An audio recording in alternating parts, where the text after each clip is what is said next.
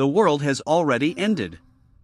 What's left of it is dry, broken, and ruled by violence. Water is more valuable than blood, gasoline is power, and survival belongs only to those willing to take it. In this wasteland, Max Rokotansky is alone. He runs through the desert, haunted by memories of people he couldn't save, families, children, faces that never leave him. But the wasteland doesn't care about guilt, it only cares about strength. Max is captured. A gang of pale, war-scarred men hunt him down, marking him as property.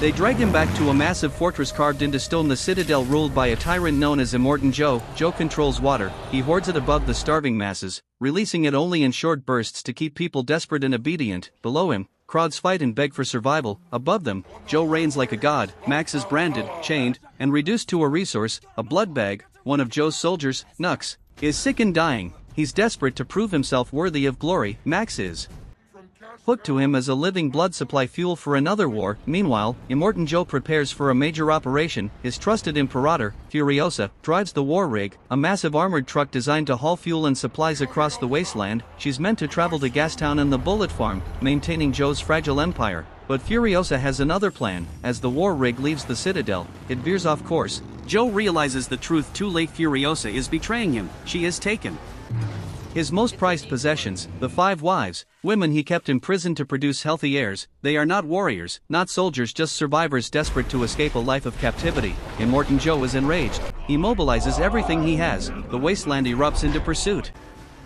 War parties roar across the desert in spiked vehicles, drums pounding, engines screaming. Joe himself joins the chase, masked and monstrous, promising death to anyone who stands in his way. Nux joins the pursuit, Max chained to the front of his car like a hood ornament. The chase is relentless. Furiosa drives with precision and purpose, protecting the women as explosions tear through the desert. Max struggles against his restraints, fighting to stay alive as chaos unfolds around him. A massive sandstorm rises ahead, towering walls of swirling dust and lightning. Furiosa drives straight into it. The storm destroys everything in its path. Vehicles are lifted into the air and torn apart. Lightning strikes trigger explosions mid-storm. Men and machines vanish without warning. Max survives by instinct alone. When the storm clears, the chase has been reduced to wreckage. Furiosa, the wives, and Max are among the few left standing. For the first time, Max and Furiosa confront each other face to face. They don't trust each other.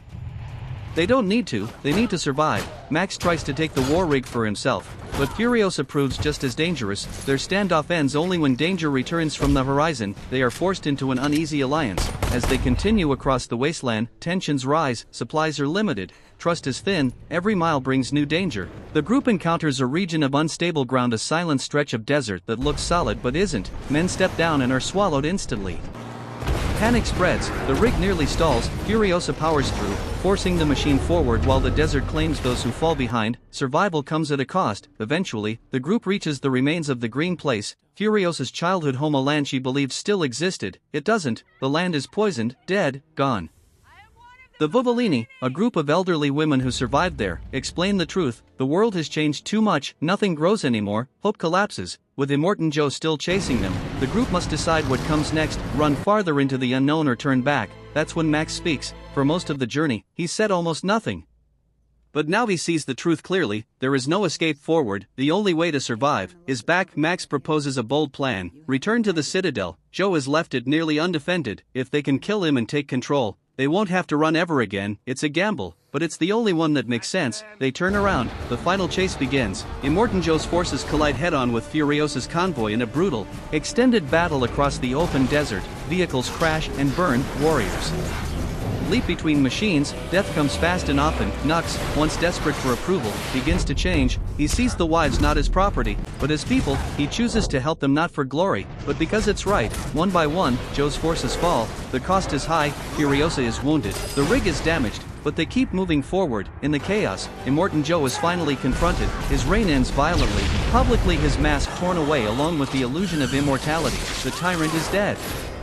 The survivors return to the Citadel. The people below watch in disbelief as the gates open and Immortan Joe's body is revealed. The rule of fear is over. Water is released freely for the first time. The crowd erupts not in violence, but relief. Furiosa rises as a new leader, not a queen, not a dictator, but a survivor who understands what it means to lose everything. Max watches from a distance. He doesn't stay.